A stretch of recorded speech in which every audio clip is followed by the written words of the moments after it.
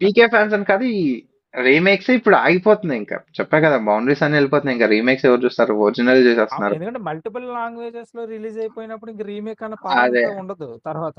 ఇంకా నీకు రీమేక్ ఏదైనా చేసిన ఎప్పుడు ఎప్పుడు చేస్తారు చెప్పిన రీమేక్స్, ఒక ప్రాపర్ రూటెడ్ సబ్జెక్ట్ తీసుకుని అది ఓన్లీ ఒక్క లాంగ్వేజ్ లో మాత్రమే రిలీజ్ అయ్యి డబ్బింగ్ కూడా అవ్వకుండా అది హిట్ అయితే అప్పుడు మళ్ళీ రీమేక్ అన్న పదం అనిపిస్తుంది ఇప్పుడు తప్ప అదే, అప్పటి ఇప్పుడు వరకు ఏం నీకు. చేస్తున్నారంటే, ఒక సినిమా బాగా హిట్ అయిందంటే ఆ సినిమా రీమేక్ ఉమ్, వచ్చేసరికి ఎవరో డబ్బింగ్ రైట్స్ కొని ఓటీటీలో ఎవరో చిన్న చిన్న ఆర్టిస్టులతో అదే ఆ డబ్బింగ్ ఓటీటీ చెప్పించేసి పెద్ద మైనస్ ఓటీటీకి అవుతుంది. ఇచ్చేస్తున్నారు. హా.